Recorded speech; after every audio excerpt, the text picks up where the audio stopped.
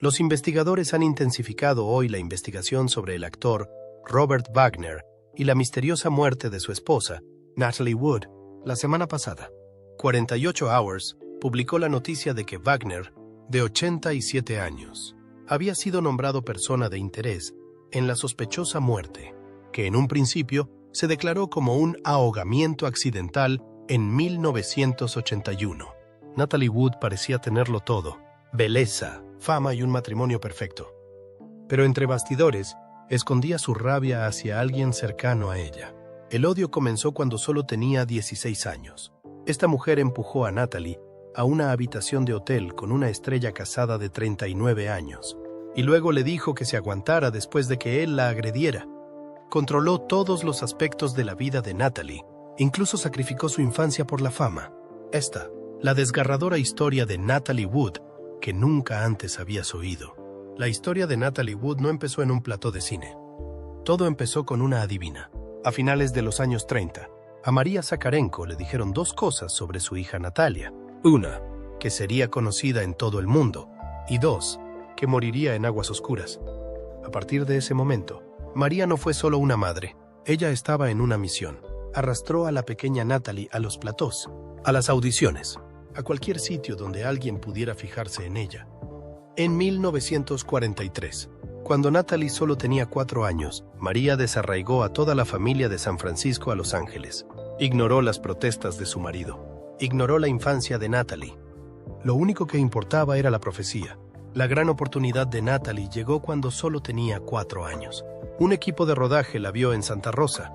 El director Irving Pichel le dio un pequeño papel en Happy Land. Solo duró 15 segundos, pero lo cambió todo. Pichel mantuvo el contacto durante 2 años. En 1945, llamó a María y le dijo: «Tráela a Los Ángeles para una prueba de cámara». María no lo dudó. Se mudó con toda la familia. Pichel quedó tan prendado de Natalie que incluso quiso adoptarla.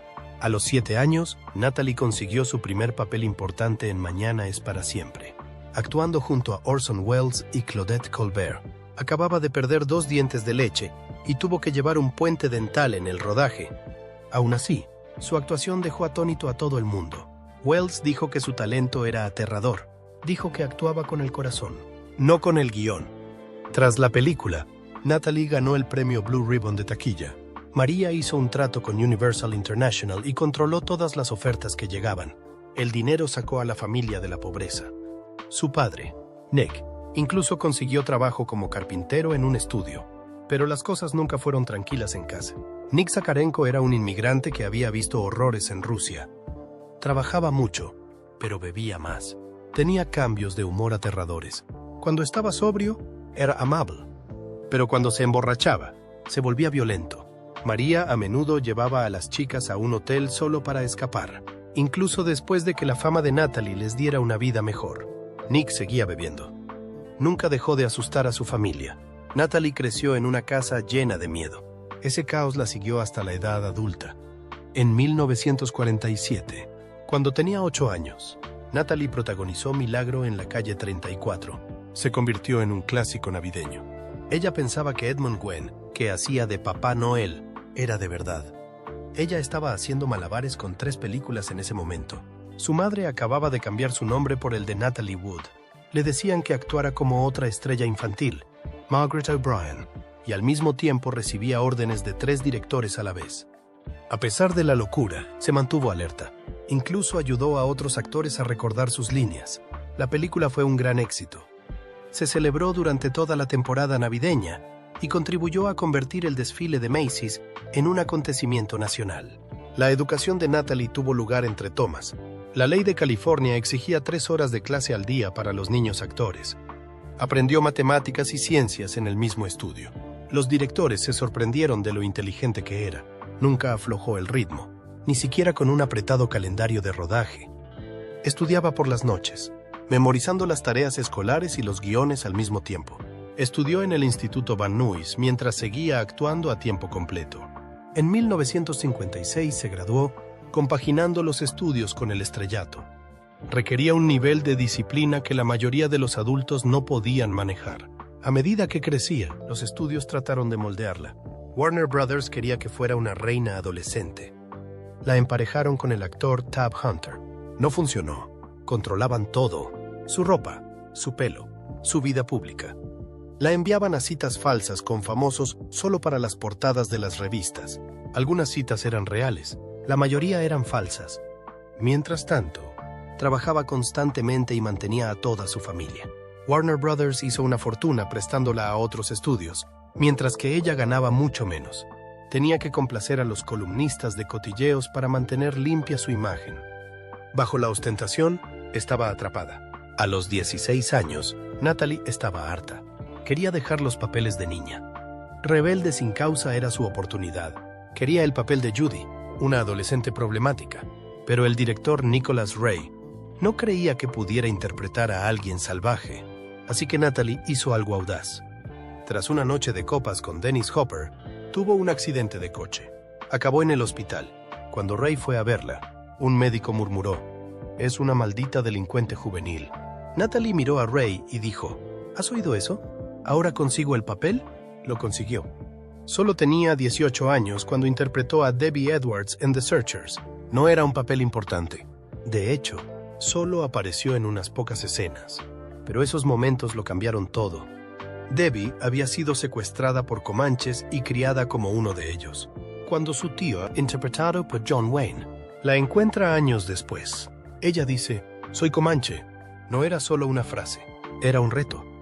¿Podría el público seguir viéndola como la misma chica? ¿Podría su tío? ¿Podría incluso volver a la vida que había perdido? Incluso con poco tiempo en pantalla, Natalie transmitió dolor, miedo y fuerza de una forma que nadie esperaba. Los críticos alabaron la película, calificándola de uno de los mejores westerns jamás rodados, pero en silencio. También empezaron a ver a Natalie Wood como algo más que una estrella infantil. Ese mismo año, se enfrentó a una batalla diferente fuera de la pantalla.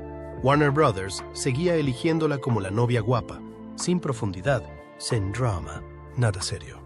Incluso después de su papel nominado al Oscar en Rebelde sin causa, no la dejaban crecer. Así que hizo algo audaz. Dijo que no. Rechazó los papeles, y por eso el estudio la suspendió durante todo un año. Tenía 20 años. Su carrera podría haber terminado ahí mismo, pero no fue así. Regresó. Warner Brothers la contrató con James Garner y Cash McCall en 1960. No fue un éxito. Luego vinieron Los jóvenes caníbales, otro fracaso. El ímpetu que tanto le había costado construir empezaba a resbalar. Natalie sabía lo que les pasaba a las estrellas infantiles que no evolucionaban. Hollywood seguía adelante, pero ella no estaba dispuesta a desaparecer. Había trabajado desde los 4 años. Ya no luchaba solo por los papeles, luchaba por sí misma. En 1958, Marjorie Morningstar le ofreció algo nuevo, un personaje real. Marjorie era una estudiante universitaria judía en Nueva York que quería actuar. Su familia quería que sentara la cabeza. Era una lucha entre sueños y expectativas. Natalie entendió esa lucha. Conectó con Marjorie. La película mostraba incluso tradiciones judías reales, la Pascua judía, escenas de sinagoga, algo poco frecuente en Hollywood en aquella época. Natalie aportó corazón y honestidad al papel. Y por una vez, ella no estaba allí solo para apoyar al protagonista masculino. Ella era la historia. ¿Y el final? A diferencia de la novela, la película dejó que Marjorie siguiera siendo independiente, sin boda, sin rendirse, como Natalie, que se negó a conformarse con menos. Pero su mayor prueba llegó en 1961. Ese año trabajó con el director Elia Kazan en Esplendor en la hierba. Lo cambió todo. Interpretó a Dini, una chica de pueblo que se desmorona bajo la presión de su familia, su novio y ella misma. El dolor parecía real porque lo era. Natalie admiraba a Kazan desde hacía años. La llevó más lejos de lo que nunca había llegado. En una escena, se derrumba en la bañera, desnuda y gritando a su madre. Sin glama, solo emoción cruda. Ya no estaba actuando, lo estaba viviendo. La gente se dio cuenta. Fue nominada al Oscar, al Globo de Oro y al BAFTA. De repente, ya nadie podía cuestionarla. Era una actriz de verdad, y se lo había ganado. Pero el éxito llegó con cicatrices. Ese mismo año rodó West Side Story. Interpretó a María, un papel en el que se volcó. Grababa todas las canciones ella misma, creyendo que era la voz que oiría el público. No lo era. A sus espaldas, los productores ya habían decidido sustituir su voz. Contrataron a la cantante Marni Nixon para doblarla por completo. No se lo dijeron a Natalie hasta el último día de rodaje. Ella había trabajado duro. Se había creído sus elogios y todo era mentira. Nixon dijo más tarde que le dijeron que no dijera nada. Ella ni siquiera podía oír las pistas originales de Natalie, por lo que igualarlas era difícil. Pero no importó. La voz de Natalie fue borrada, excepto por un breve momento durante la repetición en alguna parte. Nada de lo que oímos en la película es de ella. Natalie estaba devastada. Se sintió traicionada y avergonzada. A partir de entonces, añadió cláusulas a sus contratos. No más doblaje sin su conocimiento. Al año siguiente, en Gypsy, por fin pudimos oír su verdadera voz. No era perfecta, pero era suya. Luego estaba la obsesión de Natalie con Robert Wagner. Ella solo tenía 10 años cuando le vio por primera vez. Él tenía 18. Natalie Wood se volvió hacia su madre y le dijo: «Voy a casarme con él». Se llamaba Robert Wagner. No sabía cuándo ni cómo, pero creía que ocurriría. En ese momento, Natalie ya era una estrella. Tenía un contrato con la 20th Century Fox y acababa de aparecer en Milagro en la calle 34. Robert Wagner aún era un desconocido, intentando hacerse notar en Hollywood, pero para Natalie ya era alguien especial. Pasaron los años. Natalie siguió trabajando en el cine. Su madre controlaba cada detalle de su vida, pero Natalie nunca olvidó al hombre que había elegido de niña. Entonces, en su 18 cumpleaños, el 20 de julio de 1956, el estudio fijó una fecha. Se suponía que era por publicidad. Natalie acababa de protagonizar Rebelde sin causa. Wagner, ahora 26, necesitaba un impulso a su carrera. El estudio pensó que quedarían bien juntos en la prensa, pero ocurrió algo real. Congeniaron. La conexión fue instantánea. Un año después, el 6 de diciembre de 1957, Wagner le propuso matrimonio. Escondió un anillo de diamantes y perlas en la copa de champán de Natalie. Simplemente decía: «Cásate conmigo».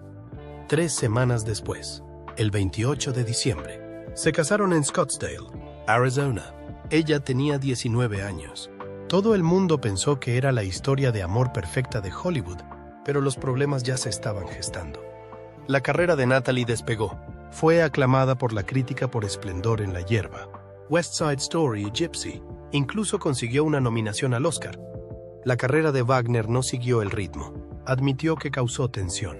Dijo que no fue la razón principal por la que se separaron, pero las propias palabras de Natalie pintaron un cuadro diferente. En unas memorias privadas, escribió que se sentía abrumada. Incluso las pequeñas discusiones le parecían enormes. Ya no sabía cómo hablar con Wagner. Intentaron trabajar juntos en All the Fine Young Cannibals, pero la película fracasó. Los proyectos en solitario de Natalie siguieron brillando. Wagner se sintió abandonado. Su matrimonio se desmoronaba. La gente creía que la ruptura se había producido porque Natalie había tenido una aventura con Warren Beatty, su coprotagonista en Esplendor en la hierba. Pero esa no era la verdadera razón. La verdad era más oscura, en una impactante revelación de la hermana de Natalie y una biografía de 2020. Natalie había pillado a Wagner en la cama con su mayordomo británico. El hombre había trabajado estrechamente con ellos durante años. Natalie sabía que Wagner era bisexual, pero verlo con sus propios ojos, justo antes del estreno de West Side Story, fue demasiado. La rompió. Anunciaron su separación en junio de 1961. El divorcio fue definitivo en abril de 1962 y cada uno siguió su camino. Tras divorciarse de Robert Wagner en 1962, Natalie Wood se enamoró de su compañero de reparto, Warren Beatty. Acababan de terminar el rodaje de Splendor in the Grass y su química no se detuvo cuando lo hicieron las cámaras. Durante unos 2 años, su relación fue eléctrica, pero también explosiva. Natalie la describió una vez como una colisión de principio a fin. Ella dijo que mientras Wagner nunca mostró ira, Warren no podía contenerla, y ella admitió que igualaba su fuego. Para ellos, la lucha constante se sentía como honestidad. Era caótico. Incluso Wagner dijo más tarde que casi le volvió loco. Voló a Europa solo para escapar de todo. En su momento, algunos se preguntaron si Natalie había engañado a Wagner con Betty, pero amigos cercanos, entre ellos el dramaturgo Mark Crowley, dijeron que no era cierto. El romance comenzó después de que la película terminó, no antes. Aún así, fue una época llena de tormentas emocionales para Natalie. Entonces llegó 1966. Sobre el papel, su carrera iba viento en popa, pero algo en su interior se había resquebrajado. Su película, Penélope, fracasó. Ya no podía ocultar el estrés. Le salió urticaria durante el rodaje. Más tarde contó que se revolcaba en el suelo de dolor y que el director no paraba de decirle que se estaba resistiendo al papel. Lo hacía, no podía soportarlo más. Así que hizo lo impensable. Pagó a Warner Brothers $175,000, más de $1,500,000 actuales, para rescindir su contrato. Despidió a sus agentes, managers e incluso a su contable. Todo el mundo se había ido. Con solo 28 años, se alejó por completo de Hollywood. Durante los 3 años siguientes, desapareció de los focos. No perseguía papeles, persiguió la curación. La terapia se convirtió en su prioridad. La fama le había costado demasiado, pero en 1969 regresó, y lo hizo a su manera. Eligió Bob y Carol y Ted y Alice, una comedia audaz que abordaba temas tabú como el matrimonio abierto y el intercambio de esposas. Impactó a la gente y funcionó. La película fue un éxito, recaudando $50,000 en su primera semana. En lugar de aceptar un sueldo fijo, Natalie se la jugó. Renunció a un salario de $75,000 y optó por una parte de los beneficios. El riesgo mereció la pena. Ganó alrededor de $1,000,000, más de lo que habría ganado con el contrato normal. La crítica la alabó. El público acudió en masa. Podría haber sido su segunda gran carrera. Pero ella no quería eso. Tras solo 4 películas más a lo largo de 12 años, volvió a retirarse discretamente, esta vez para dedicarse a su familia. En mayo de 1969, Natalie se casó con el productor británico Richard Gregson. Llevaban saliendo unos 2 años. Robert Redford les presentó e incluso ejerció de padrino. Un año después nació su hija Natasha, y todo cambió para Natalie. No solo le gustaba ser madre, le encantaba, la consumía. Sus prioridades cambiaron de la noche a la mañana. Dejó que su carrera se ralentizara para estar al lado de su hijo. Solo tenía 31 años. Para la mayoría de las actrices, eso sería un suicidio profesional. Pero a Natalie no le importaba. Sus amigos decían que estaba radiante de felicidad. Se reía más, se sentía más libre. Pero Gregson se sentía expulsado. Natalie lo había volcado todo en la maternidad. Las grietas empezaron a aparecer.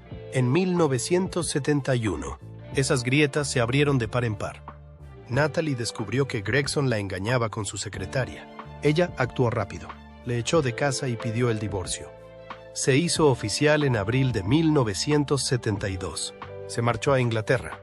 Solo 3 meses después, Natalie volvió a sorprender a todo el mundo. Volvió a casarse con Robert Wagner, el hombre que había dejado 10 años antes. Fue como cerrar el círculo. Wagner adoptó a Natasha y ahora tenía 2 padres. Ella los llamaba Papá Wagner y Papá Gregson, aunque Gregson vivía lejos. Permaneció en la vida de Natasha hasta que murió en 2019. Ella publicó una dulce foto de ellos juntos después de su muerte. Habían encontrado la paz, aunque el matrimonio no, pero las cicatrices más profundas de Natalie llegaron mucho antes. En el verano de 1955, cuando solo tenía 16 años, su madre la llevó al Chateau Marmont. Natalie estaba rodando The Searchers, intentando dar el salto de estrella infantil a actriz seria. Su madre, Maria, quería ayudar, pero su idea de ayuda era perturbadora. Esa noche, dejó a Lana Wood, de 8 años, durmiendo en el coche y llevó a Natalie a conocer a Kirk Douglas. Douglas tenía 39 años. Estaba casado y ya era una gran estrella. Según las memorias posteriores de Lana, María creía que si a Douglas le gustaba Natalie, podría abrirle puertas, así que envió a su hija sola a su suite. Se suponía que iba a hacer un cambio de carrera. Lo que ocurrió en su lugar fue un desastre. Natalie volvió al coche con aspecto destrozado. Su ropa estaba desordenada, tenía la cara pálida. Susurró algo urgente a su madre, palabras que Lana no pudo oír. Lana no lo entendió entonces, pero algo terrible había ocurrido. Esa noche perseguiría a Natalie para siempre. Años después, le contó a Lana lo que realmente había pasado. «Me hizo daño», dijo Natalie. Estaba asustada, confusa y traumatizada. El encuentro le pareció irreal. Guardó el secreto durante años. No fue hasta que ella y Douglas murieron que Lana lo compartió con el mundo. Cuando se le pidió un comentario, Michael Douglas se limitó a decir que ambos descansaran en paz. Peor aún, cuando Natalie le contó a su madre lo que había pasado, la respuesta de María fue fría. «Aguántate», dijo. Eso era Hollywood entonces. No se protegía a las niñas, se las presionaba. Las carreras importaban más que la verdad, más que la seguridad, más que la justicia. Natalie guardó silencio porque no tenía elección. Tenía 16 años, y si hablaba, sabía que su carrera podría estar acabada. En 1969, protagonizó Bob y Carol y Ted y Alice, que se convirtió en la sexta película más taquillera del año. Ganó $50,000 solo en su primera semana. Podría haber alcanzado una fama aún mayor, pero se apartó. A principios de los años 70, Natalie decidió centrarse en su familia. Estaba embarazada de su hija, Natasha, y quería una vida más tranquila. «El trabajo ya no desempeña el mismo papel en mi vida que antes», dice. A partir de 1970, solo actuó en un puñado de películas, solo 4 más en total antes de su muerte. En toda la década de 1970 solo actuó en 2 películas teatrales. Pero aunque dejó de ser el centro de atención, su talento nunca se desvaneció. En 1979, protagonizó un remake televisivo de De aquí a la eternidad, por el que ganó un Globo de Oro. En 1972, hizo un breve cameo en El candidato, reencontrándose con Robert Redford. Era una vida más pausada y privada, muy diferente de sus primeros años. Pero su vida personal no era tan tranquila. Se había casado 2 veces con el actor Robert Wagner. Su primer matrimonio terminó en 1961. Los rumores se arremolinaron. Algunos dicen que tuvo una aventura con Warren Beatty, su coprotagonista en Esplendor en la hierba. Otros dijeron que pilló a Wagner con otro hombre. Sea cual sea la verdad, se divorciaron. Pero en 1972 volvieron a reunirse. A primera vista, parecía un final feliz. La carrera de Wagner estaba en auge. Ganaba $10,000 por episodio en It Takes a Thief, y más tarde tuvo aún más éxito con Heart to Heart, que se emitió de 1979 a 1984. Pero las cosas no eran perfectas a puerta cerrada. Su segundo matrimonio estuvo lleno de amor, pero también de tensiones. Era el 28 de noviembre de 1981. Lo que se suponía que iba a ser un tranquilo fin de semana de vacaciones se convirtió en un misterio de Hollywood que aún no se ha resuelto. A bordo de un yate de 60 pies llamado Esplendor, anclado cerca de la isla californiana de Catalina, había 4 personas.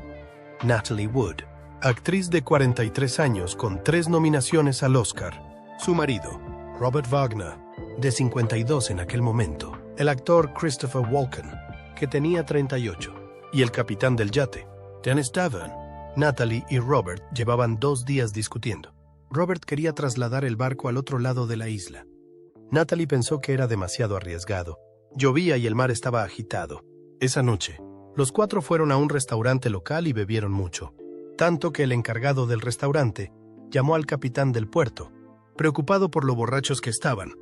Volvieron al yate sobre las 10:03 p.m. Natalie se puso el camisón y los calcetines. Fue a la habitación principal. Se preparó un té e intentó relajarse. Davern encendió velas. Walken y Natalie estaban hablando y riendo cuando, de repente, todo cambió. Robert estalló. Rompió una botella de vino y le gritó a Walken: «¿Qué intentas hacer? ¿Folarte a mi mujer?». Después de eso, las cosas se volvieron confusas. Robert dijo después que Walken se fue a la cama y él se quedó despierto. Luego afirmó que él también se fue a la cama y que fue entonces cuando se dio cuenta de que Natalie y el bote habían desaparecido. Pero algo no cuadraba. Natalie llevaba toda la vida temiendo el agua oscura. Todos sus allegados sabían que nunca se subiría sola a una pequeña embarcación de noche, bajo la lluvia, llevando solo calcetines y un camisón. El capitán Davern dijo a los investigadores que Robert le impidió pedir ayuda. Esperaron horas antes de dar la alarma. Ese retraso pudo costarle la vida a Natalie. El agua estaba fría. La hipotermia podría haberse instalado rápidamente. Cuando por fin llamaron a las autoridades, ya era demasiado tarde. Se había ido. Desde 2011, Wagner se ha negado a hablar con los investigadores, a pesar de que han intentado contactar con él más de 10 veces. Entonces llegó una voz en la oscuridad. Marilyn Wayne y su novio dormían en su velero, Capricornio, anclado a solo 40 metros del Splendor. Alrededor de las 11 p.m. oyeron a una mujer que gritaba: «Ayúdenme, que alguien me ayude, por favor, me estoy ahogando». Una y otra vez, el hijo de Marilyn también lo oyó. Encendieron un reflector, llamaron a la patrulla del puerto, llamaron al sheriff. No vino nadie. Los gritos duraron unos 15 minutos. Entonces la voz de un hombre, arrastrando las palabras, gritó: «Espera, vamos a por ti». Después, silencio. A la mañana siguiente, Marilyn vio a la policía cerca de Splendor. Fue entonces cuando supo que Natalie se había ahogado. Durante años, el caso permaneció cerrado, pero en 2011 se reabrió. El capitán Davern admitió haber mentido a la policía en 1981. Dijo que Natalie y Robert habían tenido una violenta pelea antes de que ella desapareciera. Eso lo cambió todo. Los detectives siguieron más de 100 nuevas pistas. Incluso volaron a Hawái para buscar en el yate de nuevo. 2 nuevos testigos se presentaron. Ambos dijeron que escucharon una fuerte discusión entre Natalie y Robert esa noche. Eso no coincidía con lo que Wagner había afirmado. Los datos médicos añadieron más dudas. Cuando el forense reexaminó el caso en 2012, actualizó su certificado de defunción. Ya no decía solo ahogamiento accidental. Ahora decía ahogamiento y otros factores indeterminados. Había moratones en el cuerpo de Natalie, moratones que hacían pensar que se había hecho daño antes de entrar en el agua. Un investigador no se contuvo. Parecía la víctima de un asalto. Luego, en 2018, Robert Wagner fue nombrado oficialmente persona de interés. Tenía 87 años de edad. Los investigadores dijeron que fue la última persona que vio a Natalie con vida. No pudieron probar que fuera un asesinato, pero tampoco un accidente. Y ese es el corazón de este inquietante misterio. Más de 40 años después, seguimos sin